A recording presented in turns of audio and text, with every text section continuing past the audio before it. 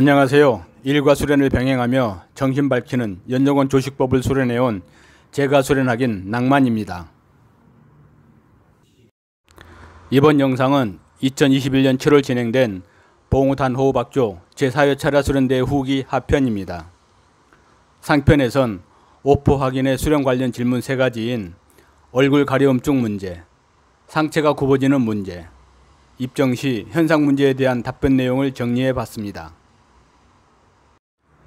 제4회차라 수련대 후기 함께 보시죠.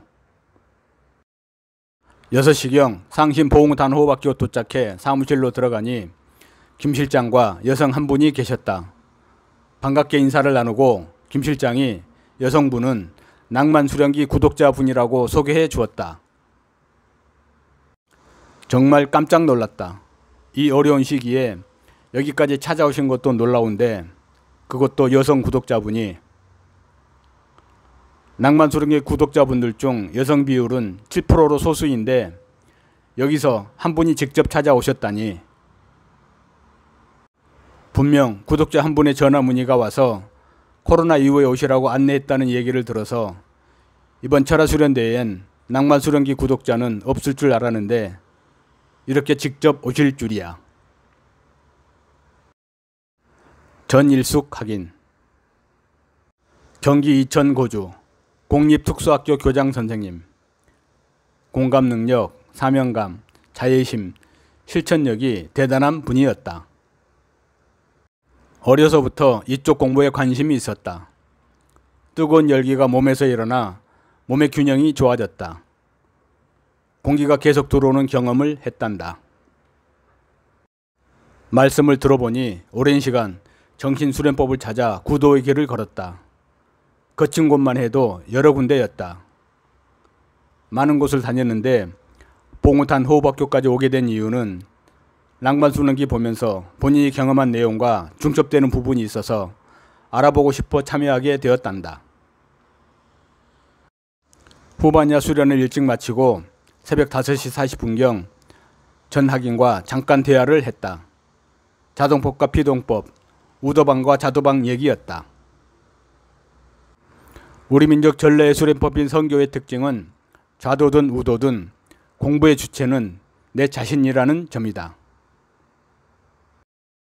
우도는 자명법, 본인 스스로의 의지와 노력으로 자기 정신을 밝히는 최선의 공부법이고 일득 영득법, 한 번 얻으면 영원히 갖고 가는 공부법이다.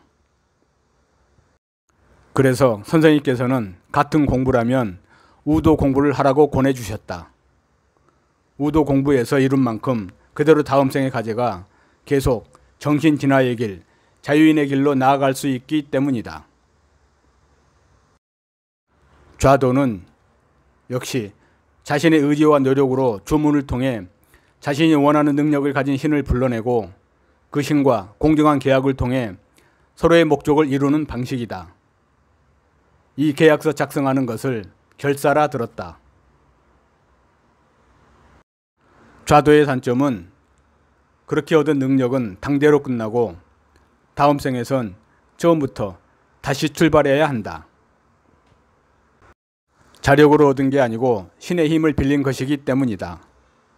또한 반드시 그 신에게 본인이 받은 만큼 갚아야 된다는 점이다. 계약과 동시에 부채가 생긴 것과 같다. 이처럼 좌도는 타력, 신의 힘을 빌려 사용해도 내 자신이 주체가 되어 신과 공정하게 계약을 한다는 점이다. 내 의지와 상관없이 타력이 내 몸에 들어와 내 몸을 좌지우지하는 것과는 차원이 다르다. 사람으로 나왔으니 내 의지로, 내 주관으로 살 일이다. 전 학인께는 조식법 첫 단계인 잠심수련을 권해드렸다. 조식법의 기본이면서 매일 수련 시작할 때마다 잠심으로 시작하니 정말 중요한 과정이다. 선생님께서 연정 1법으로 전해주신 이유라 생각한다. 30여 년 전 학인들 중 상당수는 연정 1법을 건너뛰거나 소홀히 하여 지금도 고생하는 분들이 있을 것이다. 시작이 반이다. 잠심 잘하면 이 공부의 반은 성공한 것이다. 저녁 식사를 마칠 때쯤 울산 손일원 학인이 도착했다. 우린 먼저 내려오고 손학인은 김일범 학인 일행을 식당에서 만나 같이 식사를 하고 왔다. 해가 떨어지고 어스름할 즈음 대전에 사는 조일득 학인 부부가 수박을 사들고 방문했다. 사정이 있어 오늘 철야새로는 못하고 지나는 길에 잠깐 들렸단다. 손학인이 아들 현익군 단정개통 기념으로 울진 명물 매매떡을 사오고 김학인은 복숭아 4박스를 사왔다. 정자에 둘러앉아 수박과 떡을 먹으며 수련문답을 했다. 조학인은 사부님께서도 조식법 공부를 하기로 했다고 소개를 했다. 아주 좋으신 듯 소개하는 조학인의 얼굴에 미소가 가득했다. 부부가 같이 공부하면 얼마나 좋을까. 제가 수련학인들의 로망 중 하나 아닌가. 내 아이들과 함께 수련하는 것 하나. 내 아내와 함께 수련하며 늙어가는 것 둘.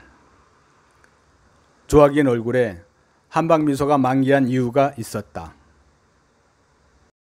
조학인께서 사부님을 소개했고 사부님 왈. 아니요. 수련할 생각 없어요. 단칼에 자르신다. 아, 조학인. 어떡해요. 다만 비염으로 고생하고 있는데 조식법 수련하면 비염 치료에 도움이 된다고 해서 관심은 있으시다고 했다. 알레르기 비염으로 고생이 심하셨단다. 그런데 이 사부님과 거의 같은 알레르기 비염으로 고생한 분이 그 자리에 있었다. 바로 봉우탄 호흡학교 교장이신 이강세 학인. 두 분이서 알레르기 비염 증상을 얘기하는데 그 내용이 거의 똑같았다. 매년 반복되고 콧물 나고 기침 나고 눈까지 아프고 등등. 교장선생님께서 조식법 수련 후 비염이 어떻게 사라졌는지 본인 경험담을 얘기해 주셨다. 조학인 사부님, 도움이 되셨는지요? 조식법 수련하면 풍한서습으로 오는 질병들은 대부분 치료가 되는 것 같다. 단전에 모으고 쌓은 맑은 기운의 작용인데 구구 불이불식으로 공부해서 화후까지 들어가면 그 치료 효과는 더 커지는 것 같다.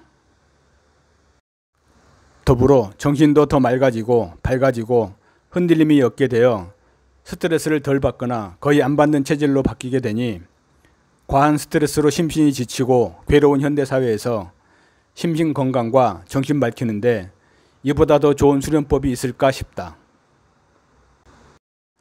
조학인 부부가 떠나고 밤도 깊어지고 목이 될 상황으로 사무실로 자리를 옮겼다. 방역수칙 준수를 위해 마스크를 다 착용한 상태로 1시간 정도 수련문답을 이어갔다. 새로 오신 낭만 구독자 전일숙 학인과의 문답이 줄을 이루었다. 전 학인의 구도 경험담, 자동법, 피동법 얘기, 화후 경험담 등등. 전 학인께서 호흡 초수를 얘기하며 기도가 열려야 하는지 질문이 있었다. 우리 쪽에서는 전혀 생각지 못한 질문이었다. 구도 과정에서 기도 확보 관련 들은 얘기가 있었던 것인지. 호흡을 하면 기도는 자연스레 열려 있는 상태. 해결책은 자연스러운 호흡을 하는 것이 중요할 것 같아 조식법의 기초이자 중요한 기본인 잠심수련을 권해드렸다. 자연스러운 호흡을 하다 보면 의문도 자연스레 풀릴 것 같다.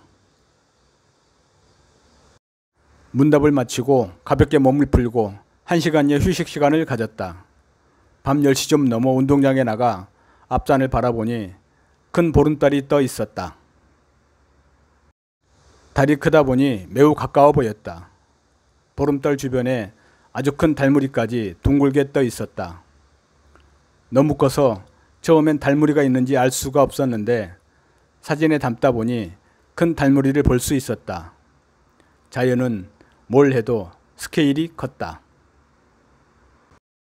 전반야 수련 시작까지 여유가 있어서 모처럼 달맞이도 해보고 창고에서 상계 방석을 꺼내 충분한 거리를 두고 자리 배치를 했다. 여름밤 모기 퇴치를 위해 호흡악기에서 미리 준비해둔 모기장도 깔판마다 다 설치를 했다. 모든 준비가 다 된 시각에 호흡학교 입구 쪽에서 한 분이 들어오셨다. 밤 10시 40분경 소위로 확인이 철야수련 동참하러 오신 것이었다. 매번 철야수련 때마다 참여를 해 주셨는데 오늘도 와주시니 기쁘고 고마웠다. 소 확인용 깔판과 모기장을 치고 밤 11시 보름달을 마주보고 수련 산매에 들었다. 모두들 앉아서 숨을 고르는 중에 나는 수련하러 와주신 학인들 한 분 한 분을 사진에 담고 영상을 찍었다. 20분 정도 찍다 보니 몸에서 땀이 비오듯 했다. 의자에 앉아 상의를 들어올려 우선 땀을 식히며 좀 늦었지만 호흡악기와 명명의 단톡방에 준비한 수련 시작 홍보 사진을 올렸다. 각자의 가정에서 참여하는 학인들과 함께 수련하기 위함이었다. 산이라 기온이 선선해서인지 금방 땀도 식고 마음도 가라앉았다. 일단 춥지 않으니 입은 그대로 수련에 들어갔다. 하다가 추우면 옷을 내리고 그래도 추우면 준비한 겉옷을 입을 심산이었다. 그러나 전반야 수련 끝날 때까지 춥지 않아 그냥 했다. 단전에 온원지기도 오늘은 별다른 반응이 없었다. 학인들도 전반야 3시간 수련을 정자로 쭉 이어가고 있었다. 그 분위기에 감화되어 나도 2시간 반을 쉬지 않고 하게 되었다. 정신을 단전에 주하고 호흡을 관하다 보니 어느새 알람이 울리고 있었다. 시간이 흐르는 물처럼 달처럼 그렇게 흘러갔다. 새벽 2시 전반야 수련을 마치고 쉬는 시간. 교장쌤은 계속 수련을 이어가고 나머지 학인들은 자기 편한 대로 산책도 하고 정자에서 사무실에서 두 여성분은 대강당에 누워 휴식을 취했다. 휴식 시간 마칠 때쯤 대부분의 학인들은 후반야 수련하러 나가고 대강당에서 쉬다 나온 전 학인과 수련 문답을 하게 되었다. 조식법을 수련하게 되면 어떤 과정을 거쳐 정신을 밝히게 되는지 성현들께서 전해주신 내용들을 중심으로 얘기했다. 후반야 수련은 역시나 힘이 들었다. 2시간 정도 하고 나니 집중의 한계가 왔다. 항상 느끼는 체력의 한계. 하늘을 보니 달은 이미 산 너머로 사라졌고 붉은 체온들이 그 자리를 멋지게 수놓고 있었다. 이번 철야 수련에 9명이 참석을 했다.